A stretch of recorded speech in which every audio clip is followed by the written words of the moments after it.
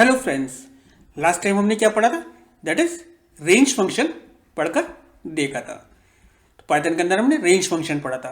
आज जो हम पढ़ने वाले हैं दैट इज ब्रेक स्टेटमेंट पढ़ेंगे, कंटिन्यू पढ़ेंगे एंड पास स्टेटमेंट को पढ़कर देखेंगे कि इनका यूज हम लूप्स के अंदर कहाँ कहाँ या फिर इन स्टेटमेंट्स का यूज हम कहाँ कहाँ करते हैं। तो आपको पता होगा कभी भी कोई भी ऐसी सिचुएशन आ सकती है लूप्स के अंदर कि आपको उस लूप से बाहर निकलना पड़े, तो उस कंडीशन में आप ब्रेक स्टेटमेंट का यूज करोगे।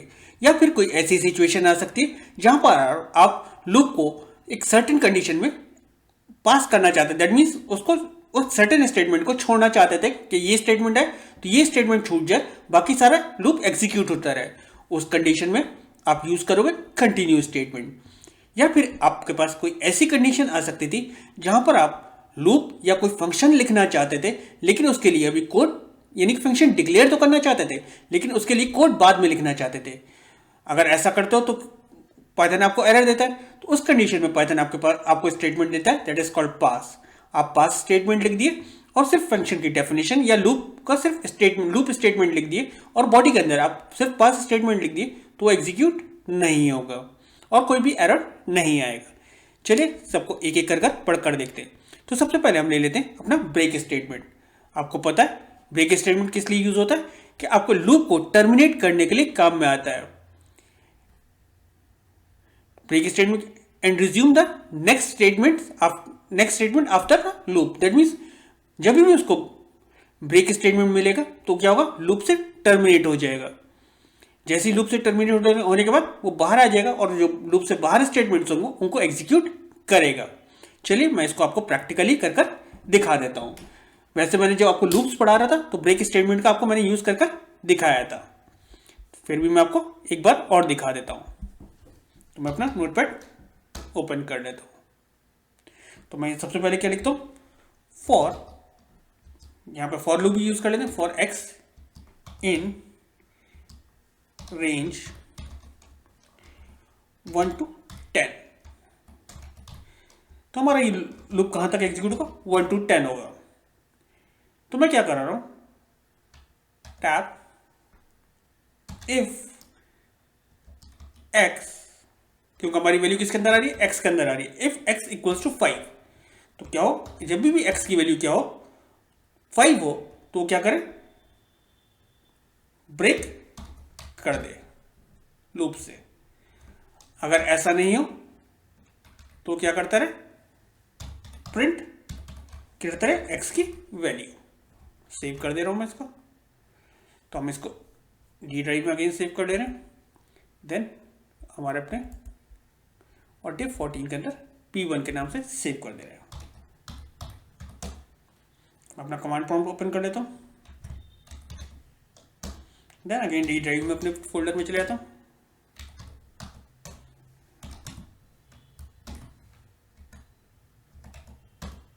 और यहां लिखता हूं दैट इज पाइथन। आपका क्या हो रहा है, 1 2 3 4 5 प्रिंट हुआ। जैसे 4 प्रिंट हुआ, जैसे इसको 5 मिला तो वो क्या हुआ, लूप से बाहर आ गया। दैट मीन्स जैसे उसको 5 मिल रहा है वैसे ही वो लूप टर्मिनेट हो जा रहा है, आगे का वो प्रिंट नहीं कर रहा है। चलिए अब हम क्या करते हैं, अपना next slide that means continue के बारे में पढ़कर देखते हैं। अभी क्या हो रहा है, the continue statements return the control to the beginning of the while loop या किसी भी लूप के। The continue statement rejects all the remaining part if the current iteration of the loop moves to the control backs to the top of the the लूप। Continue statement क्या करेगा, जो भी आपका कंडीशन ट्रू मिल रही है उसको छोड़कर वो बाकी सारे स्टेटमेंट्स को वो प्रिंट करता जाएगा। तो इसको यहाँ पे बहुत इजीली समझ लेते हैं। यहाँ पर हम लिख देते हैं अगर x की वैल्यू क्या हो 5 हो तो हम क्या कर दें, कंटिन्यू कर दें। तो अब क्या करेगा, 5 को छोड़कर वो सबको प्रिंट करता जाएगा। देखो क्या हुआ, जैसी कंडीशन आपकी ट्रू हुई उस स्टेटमेंट को उसने स्किप कर दिया और बाकी सारे स्टेटमेंट प्रिंट कर दिया है। तो अभी प्रिंट क्या हो रहा है, 1 2 3 4 5 उसने छोड़ दिया, 6 7 8 9। अगर मैं इस प्रोग्राम को यहां कोड करके आपको समझा दूं तो यहां पर हमने क्या करा, हमने लिखा दैट इज फॉर, अच्छा मैंने इसको मार्कअप पे नहीं कर रखा है, मार्कअप कर लेता हूं। मैंने लिखा for x in range that is 1,10 colon, then मैंने यहाँ पे क्या लिखा, that is if x double equals to 5, x की वैल्यू क्या 5 हो तो क्या करे, कंटिन्यू कर दे, कंटिन्यू करे, और अदरवाइज क्या क्या करे, प्रिंट क्या करता रहे, x की वैल्यू करता रहे। तो उस कंडीशन में ये क्या प्रिंट कर रहा है, दैट इज 1 प्रिंट कर रहा है, 2 प्रिंट कर रहा है, 3 प्रिंट कर रहा है, 4 प्रिंट कर रहा है, 5 को क्यों कंडीशन यहाँ ट्रू मिलेगी, 5 को छोड़ देगा, 6, 7, 8 और 9 प्रिंट करेगा, क्योंकि आपको पता है जब रेंज फंक्शन आप यूज करते हो तो स्टार्टिंग रेंज से लेके कहां तक जाता है, दैट इज एंड तक जाता है, एंड को इंक्लूड नहीं करता है, और डिफॉल्ट स्टेप जो होता है वो कितने का होता है, दैट इज 1 का होता है। तो आपको ये तो क्लियर हो गया। अगर मैं इसी प्रोग्राम को अगर मैं यहां पर लिख रहा होता, दैट इज फॉर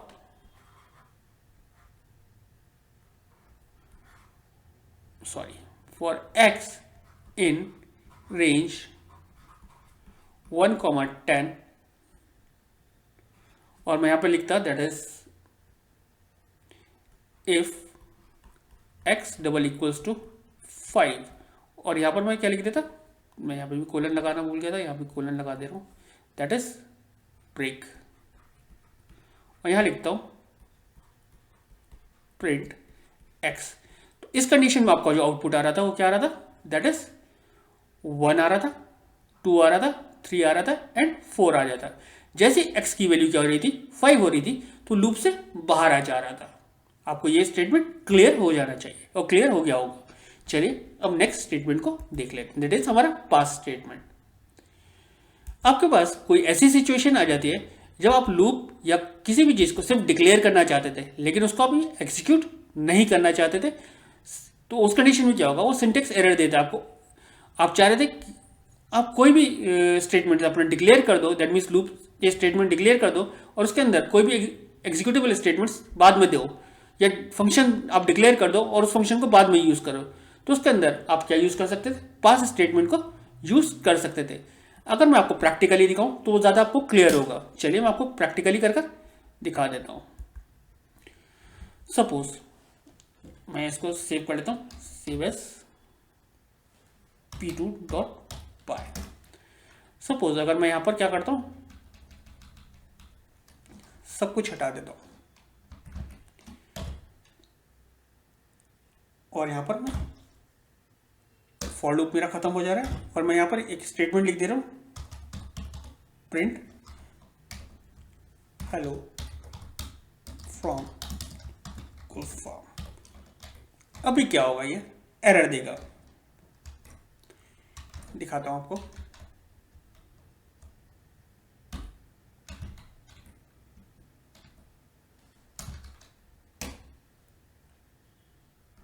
क्या दे रहा है, expected an Indian block for, that is इसके लिए यहां पर आप सिर्फ पास लिख दो।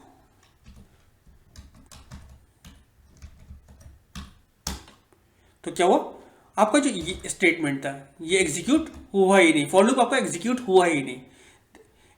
ये पास स्टेटमेंट सबसे ज्यादा इंपॉर्टेंट होता है जब आप कोई फंक्शन बना रहे होते हो।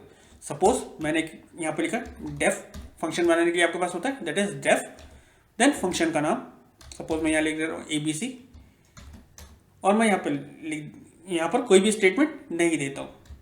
अब यहां पर क्या आएगा, यहां पर एरर आ जाएगा। उस कंडीशन में आपको क्या करना पड़ेगा, दैट मीन्स यहां पर पास लिखना पड़ेगा। अगर आप पास लिख देते हो तो आप इसकी डेफिनेशन नहीं भी दोगे तो चलेगा।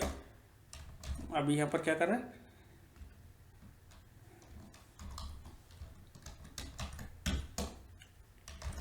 अभी मैं क्या करता हूं, ये पास हटा देता हूं। अब अगर मैं यहां पर देता हूं, दैट मीन्स क्या है, आप यहां पर नहीं कर सकते थे, या फंक्शन यूज नहीं कर, बनाने के बाद आप इसको चला नहीं सकते थे।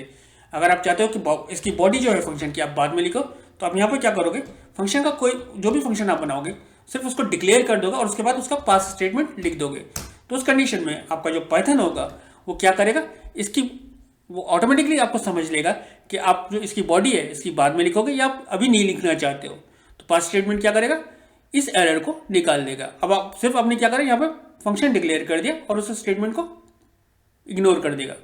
ऐसे ही आपने अगर लूप लिखा है और उस लूप का लॉजिक जो है आप बाद में लिखना चाहते थे, दैट मीन्स आप इसके लूप के अंदर क्या करना चाहते हो, तो उस कंडीशन में भी आप पास स्टेटमेंट दे दोगे। पास स्टेटमेंट आपका क्या करेगा, उसको क्या कर देगा, नल कर देगा। दैट मीन्स वो एग्जीक्यूट होगा लेकिन कुछ भी वहां पर काम नहीं करेगा। तो आज जो हमने पढ़ा वो क्या पढ़ा, दैट इज ब्रेक स्टेटमेंट पढ़कर देखा, कंटिन्यू पढ़ के देखा और पास स्टेटमेंट पढ़कर देखा। अगर आपको ब्रेक, कंटिन्यू और पास स्टेटमेंट में कोई भी प्रॉब्लम हो या कोई भी डाउट हो तो प्लीज़ आप मुझे कमेंट सेक्शन में लिखिए। मैं कोशिश करूंगा आपके डाउट्स क्लियर करने की और आपके कमेंट्स का रिप्लाई करने की। Thank you.